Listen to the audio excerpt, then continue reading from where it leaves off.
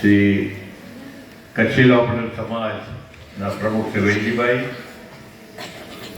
આ જે સંકુલમાં તમે અભ્યાસ કરી રહ્યા છો એ શ્રી કચ્છીલા પટેલ એજ્યુકેશન મેડિકલ ટ્રસ્ટના પ્રમુખ આદરણીય શ્રી ગોપાલભાઈ, કચ્છીલા પટેલ વિદ્યા મંદિરના વર્તમાન આચાર્ય, વિદ્વાન શિક્ષકગણ, વિદ્યા મંદિરના સંચાલિકા બહેનો,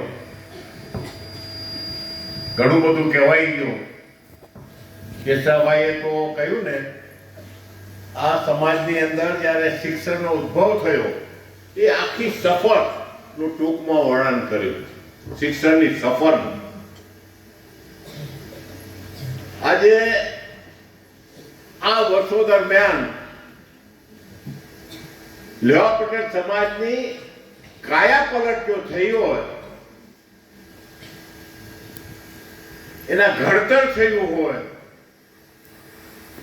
અને મને પૂછવામાં આવે કે એના પાછળનું પરિબળ કયું, તો હું કહું કે આ દીકરીઓ જે ભણે છે ને, આ 31 વર્ષ, 31 નહીં, જોવા જઈએ તો વિદ્યા મંદિર શરૂ થયું હતું ત્યારથી જે દીકરીઓ ભણવા માંડી છે.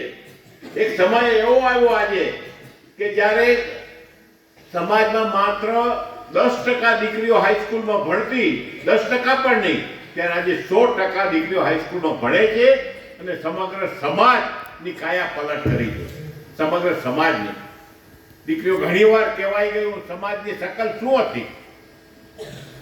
આ સમગ્ર પ્રજામાં લેવા પટેલ સમાજની કિંમત શું હતી એ તમે ઘણી વાર સાંભળ્યું છે, હું રિપીટ નહીં કરું. પણ આજે આ શિક્ષણ જે છે ને, એને આ બધું પરિવર્તન લઈ આવ્યું છે. આજે લોપાબેન કહ્યું છે ને, શિક્ષક છે ને એ કોઈ દિવસ સાધારણ નથી હોતો. શિક્ષક સાધારણ નથી. શિક્ષકને પહેલા માસ્ટર કહેતા. માસ્ટરનો મતલબ શું કે જે માના સ્તર સુધી પહોંચી શકે એ માસ્ટર. ભણવામાં ફક્ત બુદ્ધિ કે આવડત કામ નથી આવતી ભણાવવામાં, પણ એ પ્રત્યેનો, વિદ્યાર્થીઓ પ્રત્યેનો પ્રેમ, મમતા અને સ્નેહ પણ કામ આવે છે. એક લગન કામ આવે છે.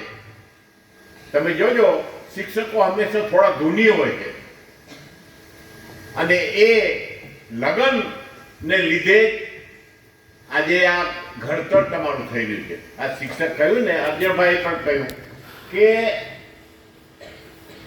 આજે શિક્ષક છે એનું કામ ભણાવવાનું નથી. ઘણી બધી શાળાઓ છે, ભણવાનું તો કદાચ આજે એવો યુગ આવી ગયો કે તમે ઇન્ટરનેટથી પણ ભણી શકો, પણ આજે જે ઘડતર કરવાનું છે, ચારિત્ર્યનું ઘડતર કરવાનું છે, એ તમારા ગુરુજનો કરે છે. અને શિક્ષક કેવો હોવો જોઈએ, આદર્શ શિક્ષક, એનું ઉદાહરણ છે ને આપણા લોપાબેન છે. સર્વગુણ સંપન્ન જોવા જઈએ તો શિક્ષણમાં ચારિત્ર્ય ઊંચું હોવું જોઈએ, નીતિમત્તા હોવી જોઈએ, આદર ભાવ હોવો જોઈએ, વિદ્યાર્થીઓ પ્રત્યે પ્રેમ હોવો જોઈએ, અને કંઈક નવું શીખવાની અને શીખવાની પણ ધગશ હોવી જોઈએ. આ લોપાબેનમાં આ બધું હતું. 31 વર્ષથી સફર કરી.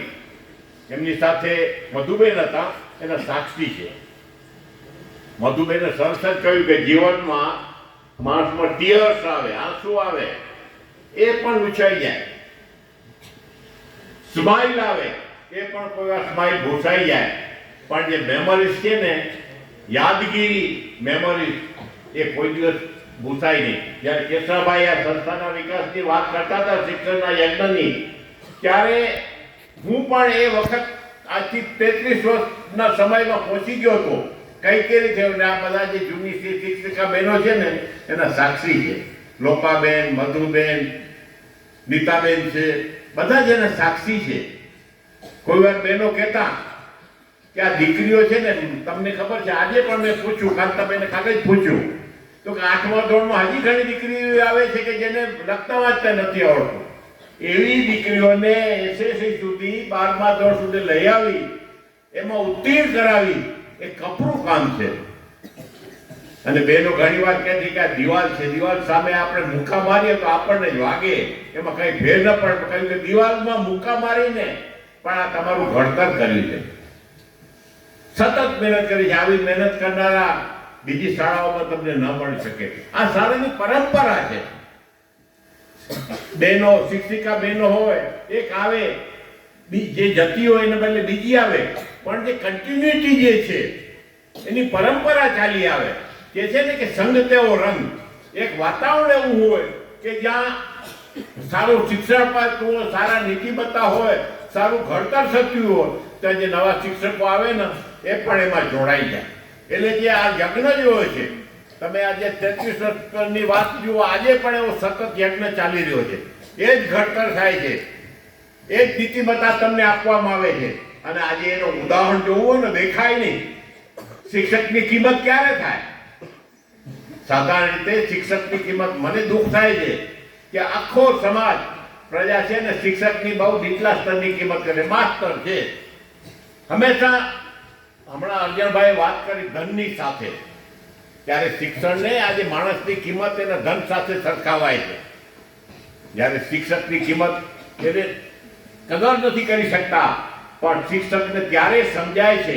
મેં જોયું છે જ્યારે નિવૃત્ત થાય, જૂના વિદ્યાર્થીઓ મને 10 વર્ષ પછી, 20 વર્ષ પછી અભ્યાસ કરી ગયેલા, એ જ્યારે એમની સાથે સંસ્મરણો વાગોળે કે પગે લાગે ને, બધા વચ્ચે ચાલ્યા જતા હોય ને પગે લાગે, ત્યારે શિક્ષકને થાય કે નહીં, આ દીકરીઓ મને આજે પણ યાદ કરે છે. આજે એનો દાખલો આપો. હેમલતાબેન રિટાયર થયા આપણે ત્યાંથી, બહુ કડક હતા અને એમના શાસન દરમિયાન એ હતા. એ દરમિયાન ઘણા બધા વિદ્યાર્થીઓ ફરિયાદ કરતી, બહુ કડક છે, શિસ્તમાં કડક છે, કોઈ ભેદભાવ વગર કામ કરતા, કોઈને એ ન રાખતા કે મારી દીકરી છે કે અર્જણભાઈની દીકરી છે, એ કોઈ પરવા ન કરતા. પણ જ્યારે એ દીકરીઓ શાળા છોડીને જાય, આજે અમે આફ્રિકા ગયા છીએ, લંડન ગયા છીએ, આરામ જો યુગાન્ડા જઈ આવ્યા, સિસોલ જે બધી જગ્યાએ જ્યાં જાઓ તો જૂની દીકરીઓ મળે ને, આજે બે જૂના શિક્ષકોને યાદ કરે છે. આજે લોપાબેન, તમને પણ આજે મેં જ્યારે દીકરીઓ તમને યાદગીરી બધી આપતી હતી, મને થયું કે અમે થોડા બહુ વહેલા જન્મી ગયા. નહીં તો આવી યાદગીરી અમને, કારણ કે નિવૃત્તિનો સમય છે, નિવૃત્તિનો સમય, ત્યારે આવી યાદગીરી વાંચીને જે આપણે સામે જે સંસ્મરણો ઊભા થાય, તે સંસ્મરણો વાગડવાની જે મજા આવે ને, એ કેટલી બધી છે. અને મેં વાંચી દરેક, એમાં આખો સંસ્કારધામનો, વિદ્યા મંદિરનો આખો ઇતિહાસ આવી જાય છે. એ રીતે દીકરીઓ તૈયાર કરી છે. ખરેખર આ કિંમત થઈ. કિંમત છે ને ત્યારે સમજાય કે દીકરીઓને મારા પ્રત્યે કેટલો પ્રેમ હતો. રૂપાબેન બધી રીતે હતા, કહ્યું ને, વિવેકાનંદના વિચારોને અનુસરતા, સ્વામી વિવેકાનંદના વિચારોને, અને એટલા સામાન્ય હતા. મને કાલે લોપાબેન, કાંતાબેન કહેતા હતા કે લોપાબેન આપણે એ શિફ્ટ કર્યું ત્યારે લોપાબેનને કહ્યું કે તમને તકલીફ થતી હોય તો અમે ગાડીની વ્યવસ્થા કરી, અથવા તો તમે ગાડીમાં આવો, અમે બધો ખર્ચો આપશો. પણ સ્વમાની છે લોપાબેન કે સંસ્થાઓ પર આ બોજો મારાથી ન નખાય. હવે મારો સમય આવી ગયો છે કે મારું શરીર જો બહુ કામ ન કરતું હોય તો મારે નિવૃત્ત થવું જોઈએ. આ પણ એક સમજ હોવી જોઈએ. અને આ લોપાબેનમાં છે. ખરેખર એક આદર્શ શિક્ષિકા બેન છે. ઘણી વાર અમે કહ્યું છે એમને કે બેન કાંઈક મુશ્કેલી હોય તો કહેજો, પણ નહીં, એ સોમાની જીવ છે ને, જ્યાં સુધી એ પોતાનો પગ કામ કરે, પોતાની શક્તિ કામ કરે, ત્યાં સુધી કોઈની પાસે સહાય માંગવી નહીં. આ એક મોટું કામ છે. એ ચારિત્ર, ઊંચું ચારિત્ર જે માણસનું છે, એ જ ચારિત્રનું વિદ્યાર્થીમાં નિર્માણ કોણ કરી શકે? ચારિત્રનું, જેનું પોતાનું ચારિત્ર ઊંચું હોય તે.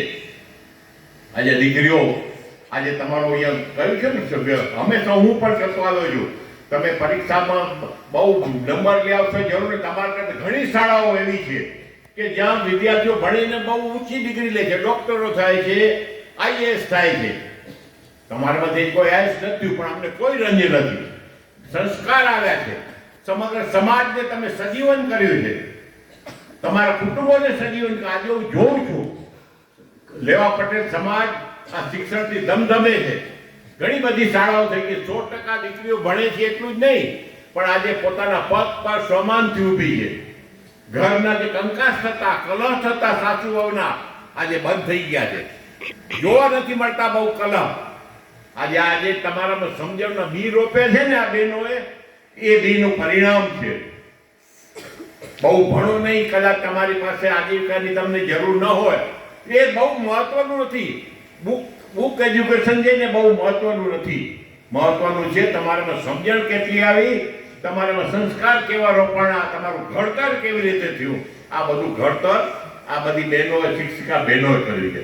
અને આ પરંપરા છે ને, આ લેવા પટેલ વિદ્યા મંદિરમાં સતત ચાલુ રહે. એક જાય બીજા આવે, પણ જે નવા આવે એ જૂના પાસેથી શીખે કે આ પ્રણાલિકા પ્રમાણે ચાલવા છે. પ્રણાલિકા પડી ગઈ, એ પ્રણાલિકા હંમેશા ગમે તે શિક્ષકો બદલાયા અને શિક્ષકોનું પણ ઘડતર થયા નથી. અને કહેવામાં આવતું સમયે કે લેવા પટેલ વિદ્યા મંદિરમાંથી કે આરડી વસણની કોઈ પણ શિક્ષક કદાચ છૂટા થાય કે તો એને લેવા માટે ઘણી શાળાઓ તૈયાર હતી. શું કામ? કે ખબર છે કે શિક્ષક એટલે ઘડાયેલા શિક્ષક છે. દીકરીઓ જ્યારે આજે મેં કહ્યું હેમલતાબેનનો દાખલો આપ્યો, એમને હતું કે આ દીકરીઓ મને કેમ કોઈ મને યાદ નથી કરતું. અજંપો થતો એક વખતે કે આ સમાજ મને ભૂલ્યો. પણ જ્યારે આજે જ્યાં જ્યાં ગયા છે ત્યાં દીકરીઓ એમને ટોળે વળે છે. આજે બીમાર છે તો આ બધી દીકરીઓ એમની આજની તારીખે પણ સંભાળ લે છે. આજની તારીખે લોપાબેનને પૂછો, આજે મને પુષ્પાબેન કહેતા હતા કે લોપાબેન આમ છે, સમાચાર મને આપતા. આજે આ દીકરીઓને પણ એક ડર છે કે અમારા બેન શું કરે છે, એમના સુખ દુઃખમાં ભાગીદાર. કારણ કે મોટી ઉંમર થાય ત્યારે બધી જાતનું શારીરિક દુઃખ પણ આવે, માનસિક એકલતા પણ સતાવે, ત્યારે આ જે દીકરીઓ છે ને એ કરે છે. અને આજે લોપાબેનને ખ્યાલ આવ્યો, આજે દીકરીઓ જે સંસ્મરણો એમણે આપ્યા છે, યાદગીરી કે વાગોળશે, ત્યારે એમને ખબર પડે કે આ દીકરીઓ મને કેટલી ચાહે છે. કડક હશો તમે, જ્યારે ભણાવતા હોય ત્યારે કડક લાગે, પણ પાછળથી લાગે કે કડક હતા એટલે આજે અમે આ સ્તરે પહોંચી શક્યા છીએ. જે દીકરીઓ તમારી મોટી છે તમારથી, મેં કહ્યું ને કે લોપાબેને જેમને શિક્ષણ આપ્યું છે એવા શિક્ષિકાઓ પણ અહીંયા છે આજે આપણી પાસે, અને એવા સંચાલકો પણ છે અમારી પાસે. લોપાબેન પાસે ભણી ગયા છે, આજે શાળાનું સંચાલન એ કરે છે. હવે કેટલું બધું એક ગુરુ કે જેને શિક્ષા આપી એ આજે શાળાનું સંચાલન કરે છે. એવા શિક્ષિકા બહેનો જેમની પાસે ભણી ગયા છે એ પણ આ શાળામાં ભણાવે છે. અને એ વખતની જે દીકરીઓ ભણતી એમની દીકરીઓ પણ આજે થઈ ગઈ છે. ને એ મોટી દીકરીઓ આજે કદાચ 50-55 વર્ષની થઈ હશે, પણ આજે પણ યાદ કરે છે આ સંસ્કાર ધામને અને એમના જે ઘડતરના જે ગુરુઓ છે ને એમને. આ એક મોટી સીધી શિક્ષકોને બીજું નહીં આપી શકે. હજી કહું છું કે આ સમાજનું કોઈ પણ સમાજ શિક્ષણને બહુ ઊંચી દ્રષ્ટિએ નથી જોતો. બોલવામાં બોલે છે પણ હકીકત નથી જોતો. એમને તમે પગાર ધોરણ જોજો, આ જોજો. હું બહેનોને કહેતો કે મને દુઃખ થાય છે, અમે પગાર વધારી નથી શકતા, પ્રાઇવેટ સંસ્થા છે, આવક મર્યાદિત છે, પણ સરકારમાં તમને જેનો પગાર મળે છે એનાથી 3જા ભાગનો કે 4થા ભાગનો પગાર અમે તમને નથી આપતા. આ હકીકત છે. એટલે સમાજ એની કદર નહીં કરે. તમને આત્મવિશ્વાસ આવશે કે દીકરીઓ મોટી થશે ને, જે ખૂણે હશે તમારું નામ સાંભળશે કે તમારી કાંઈ પણ ઘટના સાંભળશે તો એનો હર્ષ થશે. આજે બહુ આનંદ થયો. લોપાબેન જાય છે, પણ મેં કહ્યું ને શિક્ષક કદી શિક્ષક મળતો નથી. એનો નાતો આ સંસ્થા સાથે રહેશે. અને દીકરીઓને પણ કોઈ મુશ્કેલીઓ કે શિક્ષકોને પણ મુશ્કેલીઓ કાંઈ પણ મુશ્કેલ, લોપાબેન હંમેશા એના માટે તત્પર રહેશે. આજે સંસ્થામાં 31 વર્ષ ગાળ્યા છે. મધુબેન તમે પણ ગાળ્યા છે. પહેલા શિક્ષિકા આપણી પાસે હતા. પહેલા જ્યારે સ્કૂલ નથી થઈ આપણી, સંસ્કાર ધામ હતું, ત્યારે પણ 8મા ધોરણે ગણિત ને વિજ્ઞાન શીખવવા આવતા. અને આ લોપાબેન ગણિતના તો તજજ્ઞ કહેવાય. આજે એમને અને તમને કહું દીકરીઓ, એમને ઘણા બધા ઓફર આવી હતી. સરકારી નોકરીમાં ઓફર આવી હતી, નથી ક્યાં એટલો બધો લગાવ એમને આ સંસ્થા પ્રત્યે છે. સરકારી નોકરી પગાર કેટલો છે તમને ખ્યાલ છે ને? એ નોકરીમાં ના પાડી અને અહીંયા આપણે આ સંસ્થામાં રહ્યા છે. આ મોટી સિદ્ધિ એ કહેવાય એમના તમારા પ્રત્યે. અને લાગણીનો તમે પ્રત્યુત્તર ચોક્કસ આપી દીધો છે, પણ હજી પણ આ જીવનમાં તમે હો ત્યાં સુધી એ ભૂલજો નહીં એની માયા, મમતા અને એમનું તમને જે આપ્યું છે એને ફરીથી લોપાબેન તમારે ભવિષ્યમાં આ સંસ્થા છે ને તમે અમારી દીકરીનું ઘડતર કર્યું છે એ ઘડતર આ સમાજ કોઈ દિવસ નહીં ભૂલી શકે તમને 31 વર્ષમાં અમે પણ નહીં ભૂલી શકીએ અને ક્યાંય પણ અમારી જરૂર પડે તો બે ધડક એક તમે અમારા વડીલ તરીકે આ માનતા હો તો બે ધડક અમારી પાસે રજૂ કરજો ફરીથી તમારું જે શેષ જીવન છે સુખમય નીવડે તમારા સંતાનોની કારકિર્દી બહુ મસ્ત સફળ થાય એવી શુભેચ્છા સાથે હું વિરમું છું.